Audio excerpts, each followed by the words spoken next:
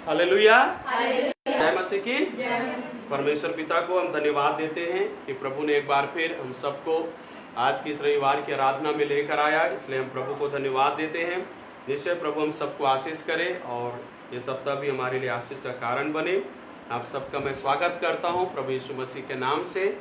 आइए हम वचन में जाएं, मेरे साथ निकालेंगे अय्यूब की पुस्तक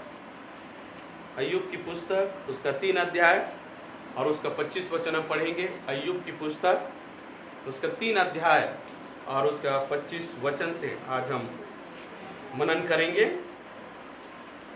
भजन संहिता से पहले है अय्यूब की पुस्तक।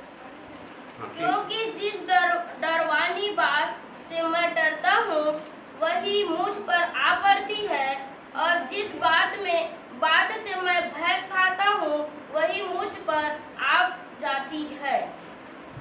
हालेलुया। प्रभु इस वचन के द्वारा हम सबको आशीष करे।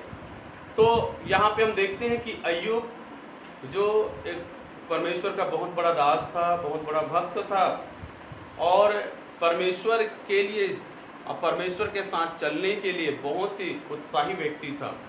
इसलिए बाइबल में हम पढ़ते हैं कि प्रतिदिन भोर को उठकर वो अपने और अपने बच्चों के लिए परमेश्वर को बलि चढ़ाया करता था और हमेशा वो ये सोचता था कि मेरे बच्चे, मेरा परिवार कभी भी परमेश्वर से दूर ना हो, इसलिए वो हमेशा परमेश्वर के निकट रहने वाला व्यक्ति था।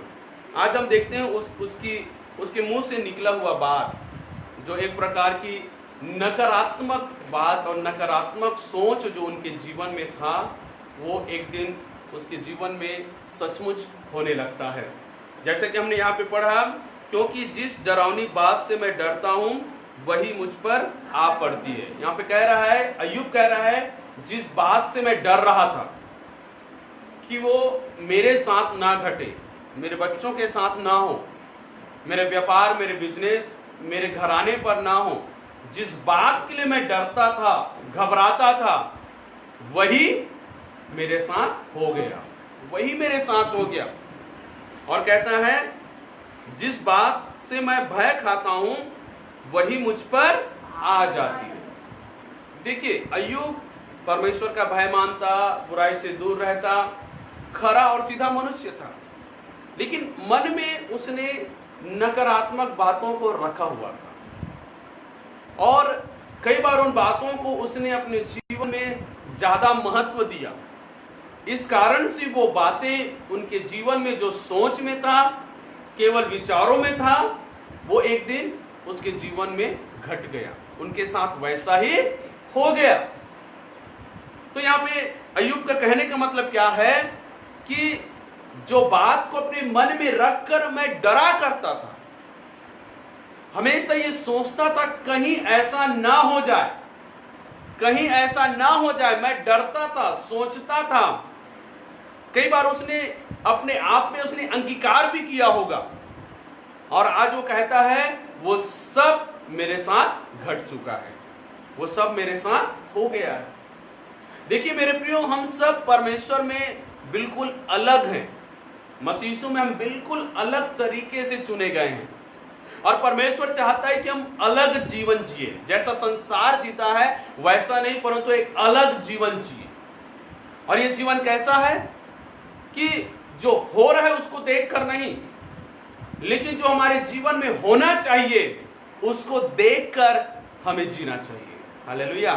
समझ रहे हो? संसार के लोग किसको देखकर जीते हैं? जो हो रहा है, जो वर्तमान में है, उसको देखकर जीते हैं। लेकिन प्रभु चाहता है कि हम उन चीजों को देखकर आगे बढ़ें या मेहनत करें, या उन चीजों को देखकर हम अपने जीवन में अंगीकार करें उन चीजों को जो आज वर्तमान में हमारे पास नहीं है।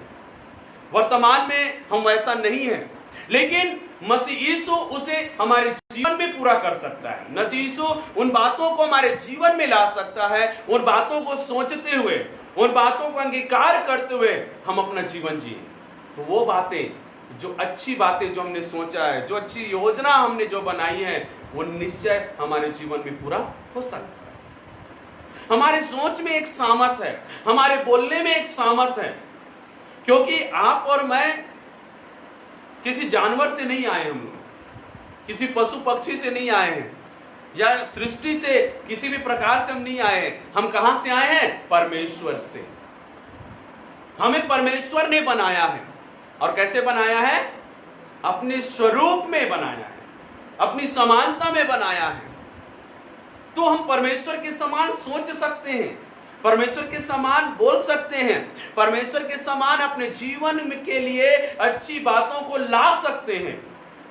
उसके लिए हमें वैसा सोचना होगा और वैसा बोलना होगा। एक व्यक्ति बोलता है मैं कमजोर हूं, मैं कमजोर हूं, तो हमेशा कमजोर रहता है।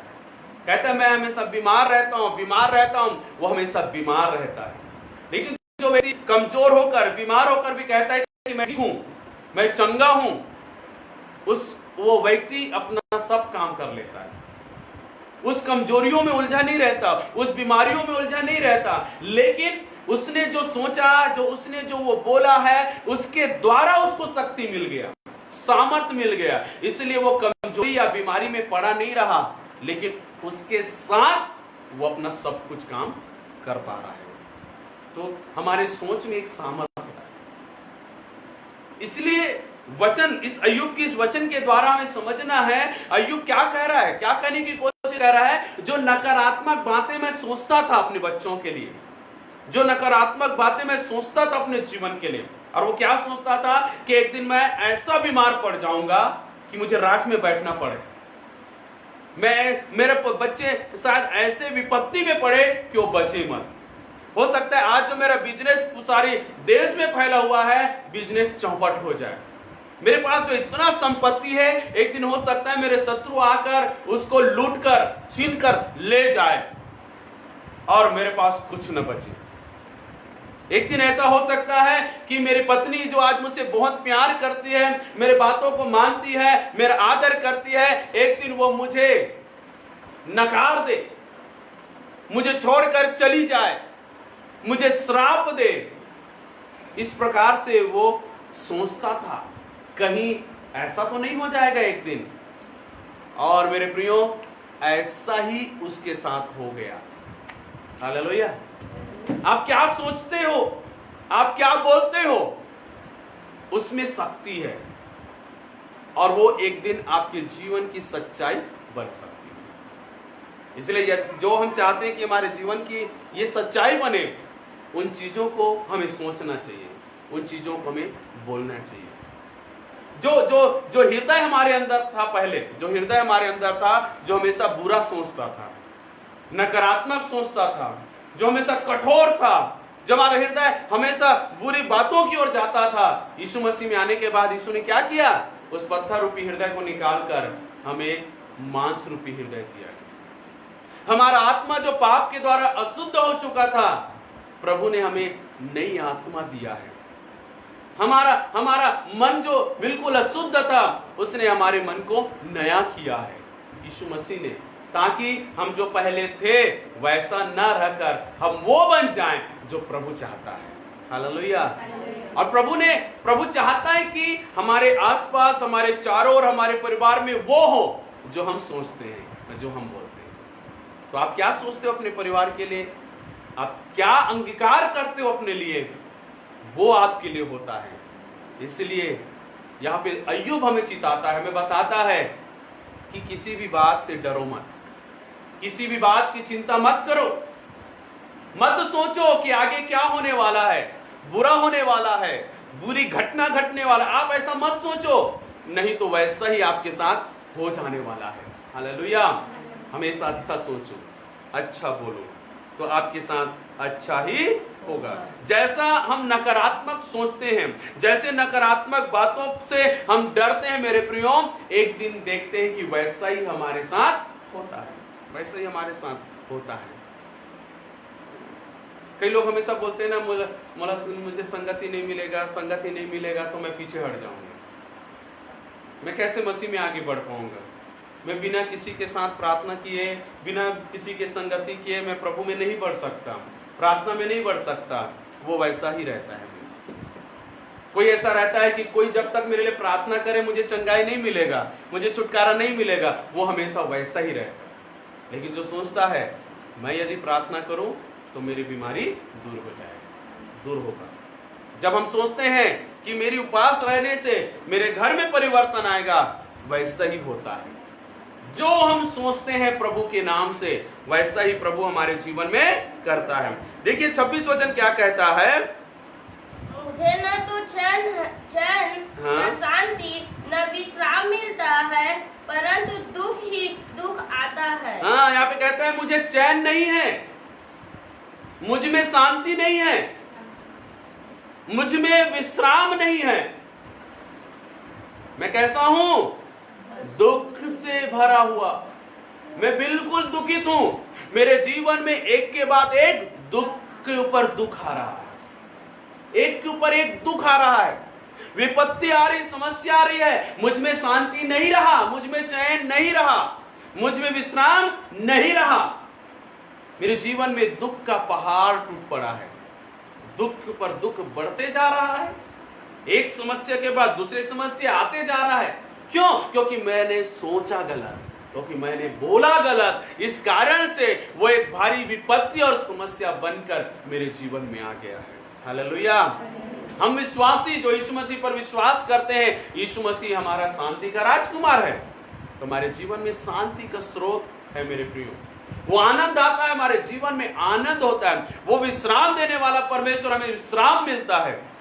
तो मेरे प्रियो, हम क्यों ऐसा सोचें और ऐसा अपने लिए अंगीकार करें जिससे हमारे जीवन की शांति उड़ जाए, हमारे जीवन का चैन चला जाए, हमारे जीवन में विश्राम न रहे और हमारे जीवन में दुख के ऊपर दुख आता रहे। ऐसा ना सोचें, ऐसा ना बोलें। प्रभु में हैं तो हमेशा अच्छा सोचें।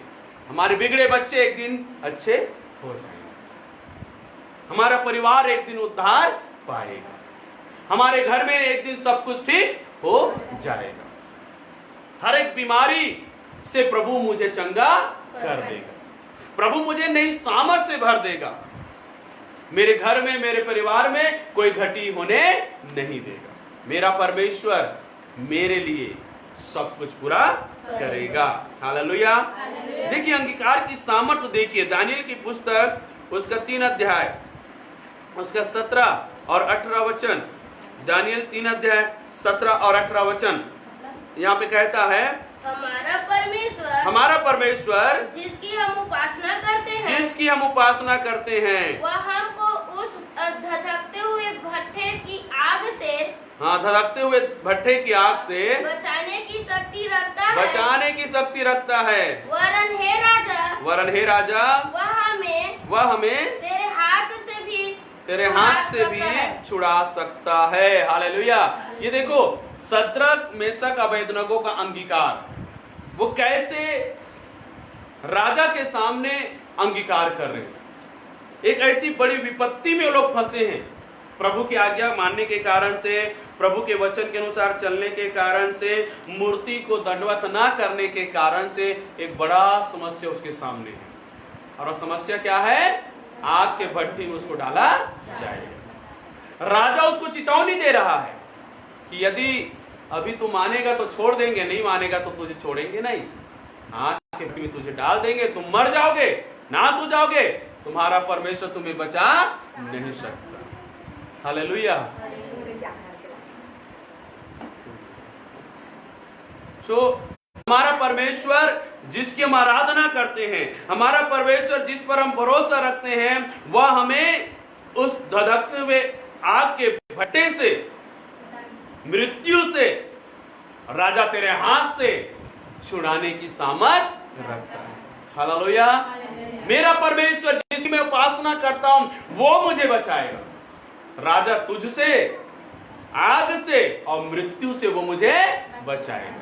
मेरा परमेश्वर बचाने की सामर्थ रखता है। और ये राजा के सामने कह रहा है ना, वो उसको मालूम है मेरा परमेश्वर सर्वशक्तिमान परमेश्वर है। राजा तू इस देश का राजा है, लेकिन मेरा परमेश्वर सारी सृष्टि का राजा है। तेरे पास थोड़ा अधिकार है, मेरे परमेश्वर के पास सब कुछ का अधिकार है। और वो परमेश्वर तेरे हाथ से क्या, मृत्यु से भी मुझे बचा सकता है, आग से भी मुझे बचा सकता है। और कहता है यदि वो नहीं बचाएगा तो भी मैं मूर्ति को दंडवत नहीं करूंगा। उसकी उपासना नहीं करूंगा, क्योंकि तू मुझे झुका नहीं सकता, क्योंकि मेरा भरोसा किसके ऊपर है? परमेश्वर के ऊपर। शद्रक मेशक अबेदनगो को आग में डाल दिया गया और हम देखते हैं उसका कुछ हानि नहीं होता, उसकी कुछ हानि नहीं होता। क्यों? क्योंकि परमेश्वर स्वयं उसको बचाने के लिए उसके पास चला आता है। वहां पे लिखते हैं कि आग के भट्टी में परमेश्वर उतर आता है। हालेलुया! आग के भट्टी में परमेश्वर उनके साथ उतर आता है। इसलिए मेरे परमेश्वर के प्रियो, हम परमेश्वर पर भरोसा रखें और उसके साथ साथ चलें। हालेलुया! प्रभु आशीष